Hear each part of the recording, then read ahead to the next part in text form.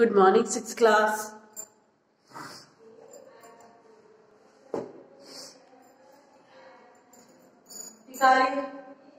Hindi reader यानी बसंत, ठीक है।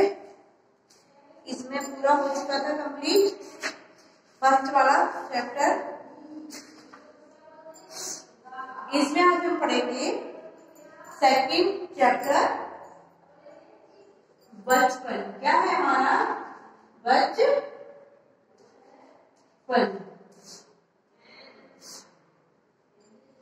तो निकाल लीजिए, बुक ओपन कर लीजिए, मैं आपको पढ़ के बताती हूँ।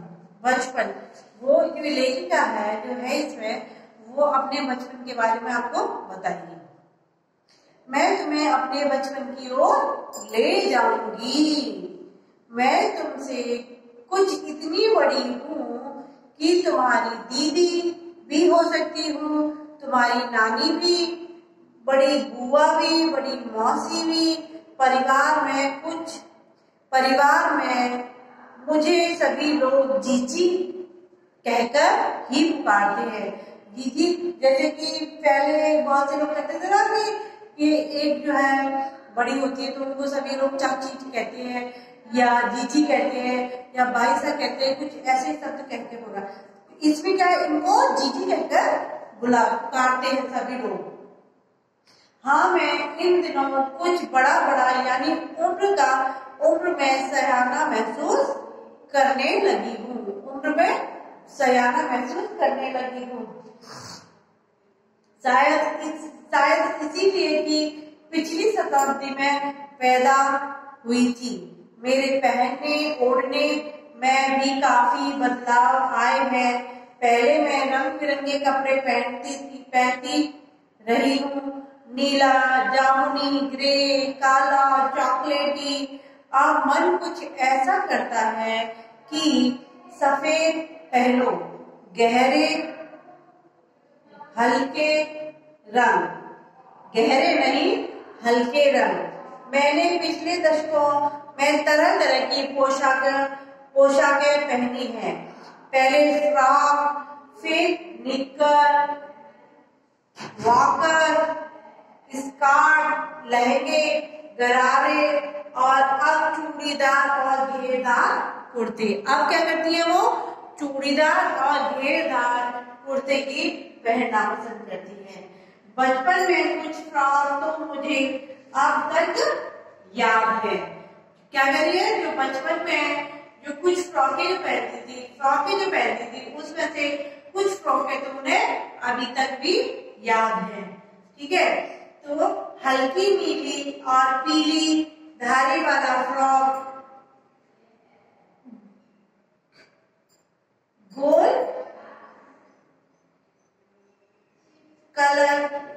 कॉलर और बाजू भी गोल कफ। एक हल्के गुलाबी रंग का बारीक चुन्नटों वाला घेरदार फ्रॉक, नीचे गुलाबी रंग की फ्रेम। जो फ्रॉक थी वो उसकी पूरी डिजाइन उसकी बता रही है कि वो किस तरीके की फ्रॉक थी। उन दिनों फ्रॉक के ऊपर की जेब में रुमाल और बालों में इतराते रंग बिरंगे रिबन और चलन था। क्या था? जेब में रुमाल और बालों में रंग बिरंगे रिबनों का चलन था। लेमन कलर का बड़े प्लेटों वाला गर्म फ्रॉक जिसके नीचे फर टंगी थी। 2 ट्यूनिक भी याद है। ट्यूनिक इस तरह बड़ी फ्रॉक जैसे स्कूल में आजकल ट्यूनिक नहीं चलती उस टाइप की। एक चॉकलेट रंग का और अंदर की कोटी प्याजी, दूसरा ग्रे और उसके साथ सफेद कोटी। कितनी देखो मेमोरी इतनी बढ़िया थी कि उनको अपने बचपन तक की भी बातें याद थी। मुझे अपने मोजे और स्कर्टिंग भी याद है। बचपन में हमें अपने मोजे खुद धोने पड़ते थे। क्या कह रही है कि बचपन में हमें अपने मोजे को धोने पड़ते थे। वह नौकर या नौकरानी को नहीं दिए जा सकते थे। इसकी सख्त मनाही थी। क्या थी? सख्त मना कर रखा था कि आपने मोजे वगैरह वो किसी को नहीं धोने हैं, सिर्फ आपको ही धोने हैं। अगर आपके सॉक्स हैं तो वो आपको ही धोने। और आज अगर मम्मा कहेगी ना ये काम आपको खुद करना है, कोई बच्चा रेडी नहीं होगा करने के लिए। नहीं, जब घर में काम वाले लग रहे तो वही करेंगे ना, हम क्यों करेंगे, क्यों लगाएंगे उसको, ऐसे तो बोलते हैं। पर पहले देखो कितनी हिदायत दी गई थी कि अगर आपको करना है तो आपको ही करना है, सख्ती से मना किया है। हम बच्चे इतवार की सुबह इसी में लगाते, धो लेने के बाद अपने अपने जूते पॉलिश करके चमकाते। जो संडे का दिन होता था यानी इतवार का जो दिन होता था उसमें क्या करते थे वो? अपने सॉक्स धोना, अपने जूते पॉलिश करके चमकाना। जब जूते कपड़े या ब्रश से रगड़ते तो पॉलिश भी चमक उभरने लगती थी। क्या करे थे? जब ब्रश वगैरह मारते थे सूज पे तो उनको या कपड़ा वगैरह साफ करके एकदम चमका देते थे। बहुत ही लेटेस्ट चमक मारती थी सूज में, उभरने लगते थे। सरवर, मुझे आज भी बूट पॉलिश करना अच्छा लगता है। ठीक है। हालांकि अब नई नई किस्म के शूज आ चुके हैं। कहना होगा कि ये पहले से कहीं ज्यादा आरामदेह हैं, क्योंकि पहले जैसे जूते थे अब वो कह रही हैं अब जो नए शूज आए वो पहले से ज्यादा बेटर हैं, बहुत आराम देते हैं। हमें जब नए जूते मिलते उनके साथ ही छालों का इलाज शुरू हो जाता था। क्या हो जाता था? जब नए जूते मिलते थे तो पहले क्या होता था कि नए जूते चमड़े के पहनते थे तो पैरों के छाले पड़ जाते थे कि अगर जरा सा भी टाइट रहेंगे ना तो छाले पड़ जाते थे। तो वो क्या करती थी, नए शूज के साथ उन्हें छालों का भी उपचार मिल जाता था कि भाई किस तरीके से करना है। जब कभी लंबी सैर पर निकलते अपने पास रुई जरूर रखते। जूता लगा तो रुई मोजे के अंदर। हाँ, हमारे तुम्हारे बचपन में तो बहुत फर्क हो चुका है। वो क्या कह रही है? हमारे और तुम्हारे बचपन में तो बहुत फर्क हो चुका है। पहले वाले बचपन में वो जो अपने बचपन की बातें बता रही हैं और आज के बच्चों के बचपन को देखो तो उनमें काफी चेंज आ चुका है। क्योंकि पहले के बच्चे जो थे वो अधिकतर अपना सब काम खुद करते थे या उनके पेरेंट्स उनसे करवाते थे। आज के जो बच्चे हैं उनका सारा काम पेरेंट्स करते हैं। और कब तक करते हैं? जब तक वो बच्चा बहुत बड़ा हो जाता है, वो समझने भी लगता है, तब तक भी बच्चे माँ बाप अपना बच्चों का ही काम करते रहते हैं, मम्मियां करती रहती हैं। ठीक है। हम शनिचर को हमें ऑलिव ऑयल या कस्टर्ड ऑयल पीना पड़ता था। क्या? ऑलिव ऑयल या कस्टर्ड ऑयल तेल पीना पड़ता था। यह एक मुश्किल काम था। क्या? बहुत ही मुश्किल काम। ऑयल पीना बड़ा अजीब सा लगता है। ठीक है। शनिचर को सुबह से ही नाक में इसकी गंध आने लगती थी। क्या कह रही है? शनिचर यानी सैटरडे को ही नाक में सुबह से ही उसकी गंध आने लगती थी।